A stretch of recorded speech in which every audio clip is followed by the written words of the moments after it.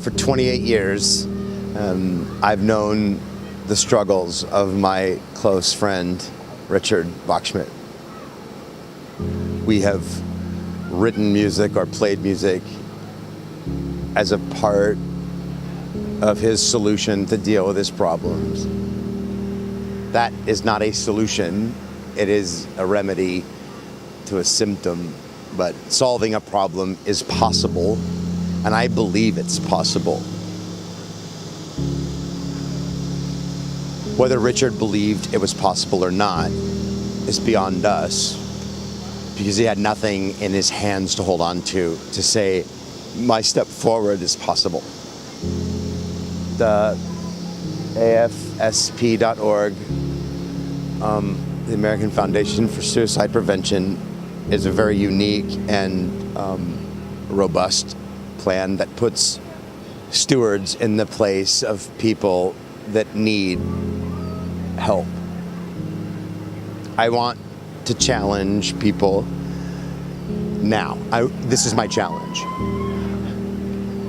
Think of every human being you know, your mom, your dad, your sister, your brother. I want you to think of every one of them as a statue, this thing that was brought into this world by an artist, and then it was just put on its pedestal and it lives there. Every time someone walks past that statue, they see the same thing over and over and over again. The statue never changes.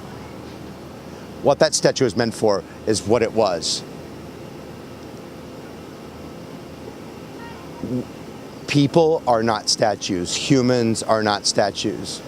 The first time I met Richard at 16 or 17 years old, he was a completely different human being until he was the day into his life. I can't continue to see human beings as statues. You have to see inside of them. You have to see different in them. And if you don't see it different you don't see the difference in them, that's okay, but you have to ask. And I want everyone to see depression, bipolar disorder. I think there's probably way too many names for it, but sad people are not the thing they started with. They're not the statue that their parents put on a mantle. And having said that, I want you to go find a statue and show me how it looks differently. Show me how a statue that just stands there and has done nothing for 20 years, 28 years, show me how that statue looks differently. Take a picture of it. Make people think differently about the rigid, hard, here's who I am. And hashtag that the invisible battle. And let's have a statue battle together. Let's battle our statues. Let's go to every statue in the United States, Canada, I don't care where, Europe, doesn't matter. I'm sorry, I'm so passionate about this, I just can't. He's gone. And I can't ever see him again. Whether he was the guy that I saw, he's not that guy now, he's gone, and it's too late. But this is a perfect time right now. This is the perfect time right now to go find a statue, make that statue look differently to everyone else in this world, and that's how we change how we see people. And I want you to do that. I'm gonna do that. You can follow me, whatever. Let's find the people fighting the invisible battles. Let's find them together. Let's make sure that we take care of the people that are closest to us. The closest thing to me is now gone. I only saw him as the statue. I didn't see him as something different. Thank you. Thank you. I appreciate it. Chad, sorry. I appreciate it. Thank you. That was my moment. I think I'm done, unless you need something more from me. Thanks.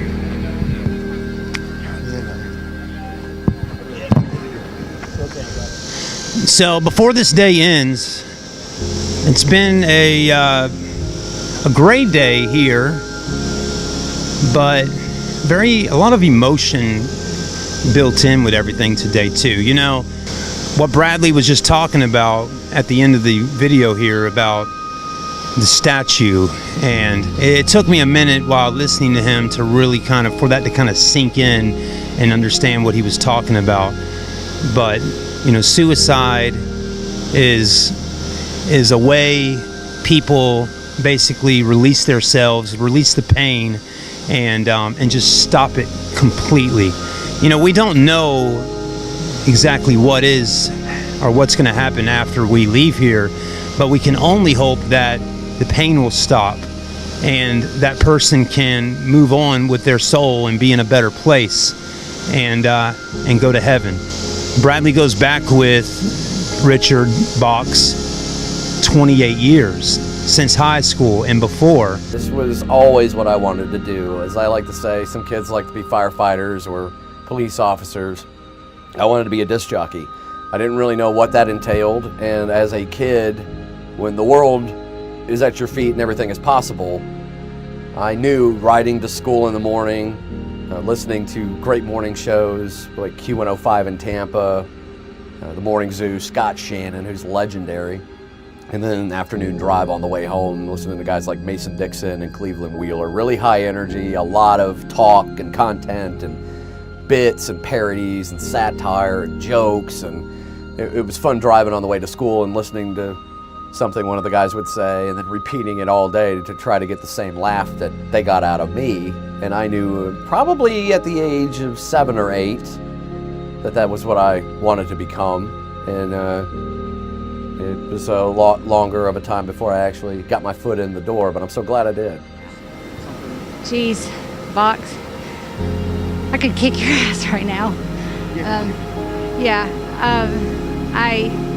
I don't know how I'm going to do this without you.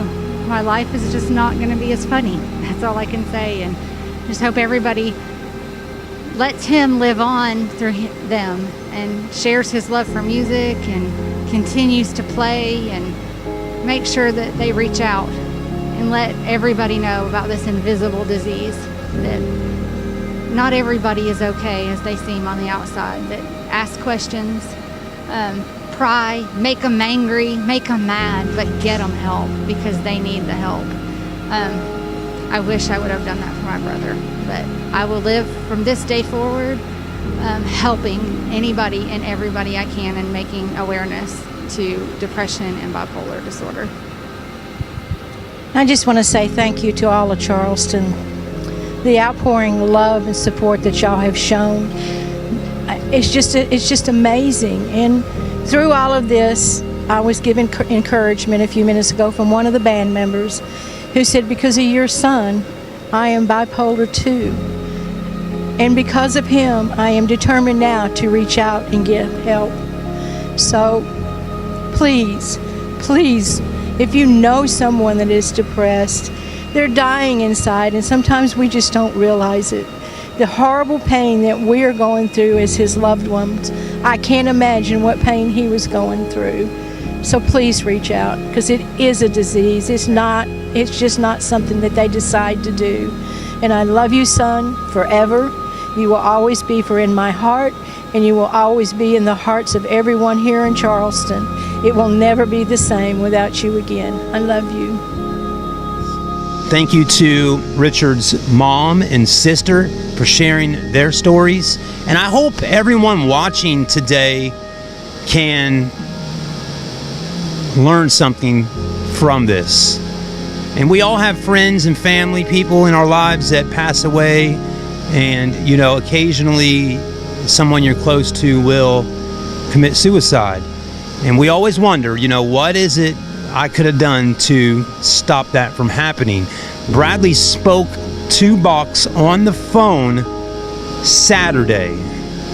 Box passed away on Tuesday and was found on Thursday. So I can only feel Bradley's pain, and I don't know what transpired on the phone call with Box that Saturday, but from what I've heard is that he was talking with him, and again, Bradley thought everything would be okay. I'm sure if Bradley could have done it, he would have got on the first plane flight to Charleston to be with his friend. But we can't control when people decide to leave this beautiful planet. But To close out our video today, I want to thank each and every person for watching. Please share this video, like it, comment. Please, if you're depressed, please reach out to somebody. Your life is special to everyone. And yes, there's struggles in life. We all go through them. I go through them myself every single day. But things can get better. And you'd be surprised how many people are really there for you. You really would. Like we're seeing here today at this concert. Hundreds and hundreds of people showing up. It's incredible. We love you, Richard Box. Rest in peace, my friend.